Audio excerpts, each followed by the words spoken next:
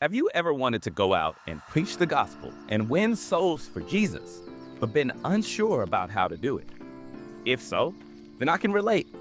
That was me too when I was younger. And before I learned some of the things I'm going to quickly share with you in this video. You see, Jesus had a lot to say about sharing the good news, the gospel, with the world around us. He commissioned his followers to do it before he ascended up to heaven.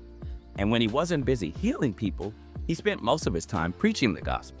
But for most of us, even though we might like to join in on such a noble cause, we just don't know where to start. And so in this video, I'm going to give you 3 practical tips along those lines. Number 1, go where the people are.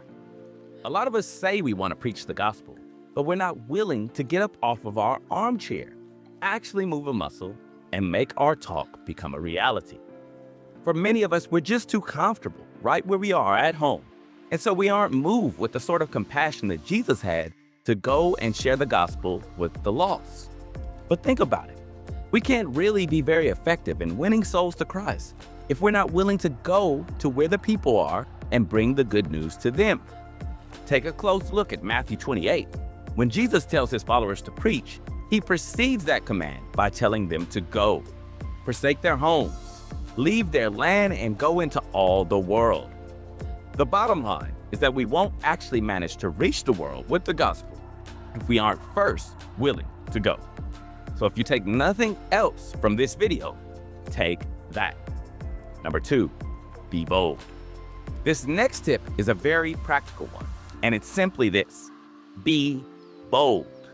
The Bible tells us that God has not given us a spirit of fear, and that the Holy Spirit gives us strength to witness. And that's just what we're called to do as Christians, to witness for Christ.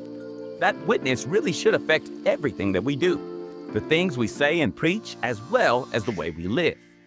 I heard a famous missionary once say that we may be the only Bible people ever read, and the truth of that sentiment still rings true today.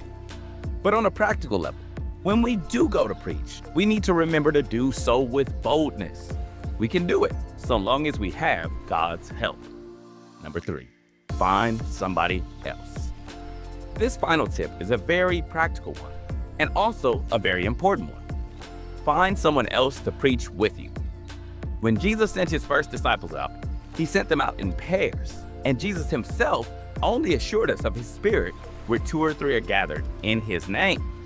Now, that's not to say that we can't have faith in Jesus if we have to be alone, or if, for whatever reason, we find ourselves isolated from other believers.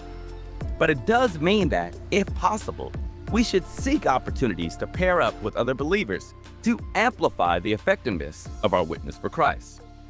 To not just talk about the kingdom of heaven, but to actually show a sample of it through our love and unity with at least one other believer.